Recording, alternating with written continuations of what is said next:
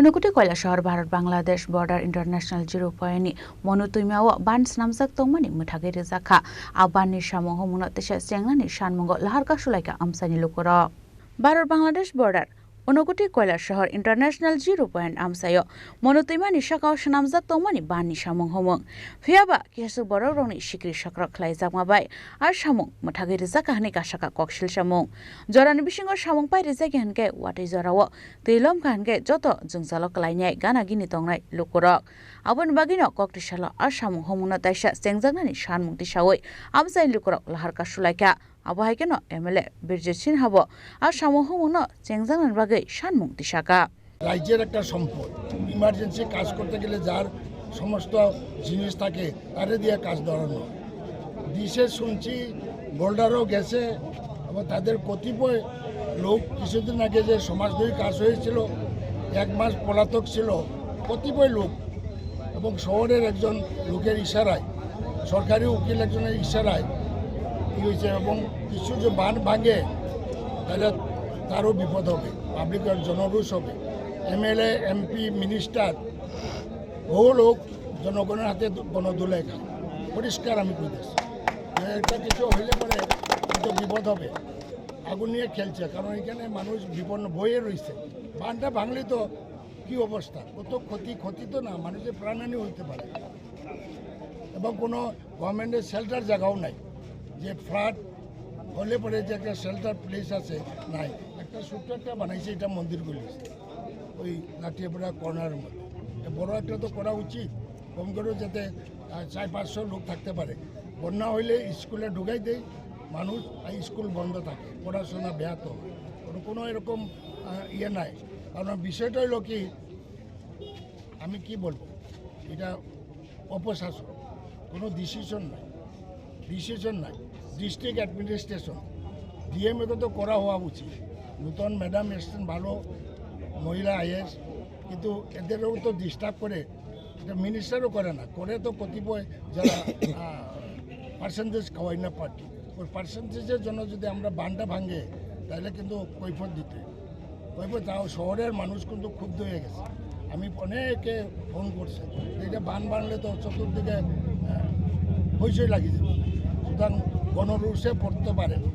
যারা এইসব করে আগুন নিয়ে খেলে তারা জনরোষ পড়তে পারে বললাম না এমএলএ এমপি মিনিস্টার রামধুলা খায় আবার সামং মোঠাকজাং মানতই কন্ট্রাক্টর তামসাকা খনাইনাজি লুকর আমাকে কাজ করে দেওয়া হয়নি বিষয়টা এমন না যখন একটা বিপর্যয় আসে বন্যা বিপর্যয় এসছে কৈলাসহর গত 5 দিন ধরে প্রচণ্ড জল নদীতে দেখছেন মনু নদীতে তো এই পরিপ্রেক্ষিতে লাটিয়াপুরে একটা গাঁওসভা আছে এটা উত্তর দিকে পড়ে কৈলাসহর থেকে লাটিয়াপুরাতে 300 মিটার জায়গা নদীর ভাঙন সৃষ্টি হয়েছে এখানে পাশে একটা বিএসএফ ক্যাম্প আছে পোস্ট কমান্ডাররা বসেন ওই পরিপ্রেক্ষিতে ইমার্জেন্সি বন্যা নিয়ন্ত্রণ দপ্তর সমস্ত ঠিকাদারকে ডাকেন যে ওই জায়গাটা মেরামত করার জন্য আমাকে প্রথম বললে আমি বললাম কয়েকজনকে আপনারা ভাগ করে দিন একার পক্ষে সম্ভব না ইমার্জেন্সি বেসিস 2 দিনে কাজটা করে দেবো যথারীতি পরশুদিন আমি প্রায় 22টার মতো টিপারে মাটি সেখানে পালি রাত্রে 7টা 7:30 বেজে যায় এমতো অবস্থায় কে বা কারা বাধা দেয় যে ওরা কাজ করবে লোকাল লোক কে করবে আমাদের গাড়ি যাতে না ঢোকে আমি যথারীতি আমার গাড়ি বেক করে নিয়ে এসেছি কাউকে কোনো কমপ্লেন নেই আমার উদ্দেশ্য নেই সেখানে কাজ করার ইমার্জেন্সি বেসিস মানবিকতার দৃষ্টিতে আমাদের কাছে হেল্প চেয়েছে আমরা যেহেতু ঠিকাদারের সঙ্গে যুক্ত আমি সেখানে এক্সিকিউটিভ ইঞ্জিনিয়ার এসডিওদেরকে সম্মান দিয়ে চিফ ইঞ্জিনিয়ারকে সম্মান দিয়ে আমরা মাল পাঠালাম যাতে তুরন্ত কাজটা হয়ে যায় গতকালকে সকাল থেকে executive engineer SDO junior engineer সবাই সমস্ত বন্যা নিয়ন্ত্রণ দপ্তর যে কার কাছে ব্লক বানানো আছে ব্লক আগে সেটিং করলে তারপরে মাটি ফেললে মাটিটা থাকবে মেরামত করার জন্য আমাকে রিকোয়েস্ট করার পরে দুপুরে 12টার সময় আমি বললাম না গতকালকে আমার গাড়ি ফেরত এসে আমি করবো আমরা এনশিওর করুন যে আমার গাড়ি যদি পাঠায় আপনারা মাল করবেন যথারীতি আমি ওদের কনসার্ন করে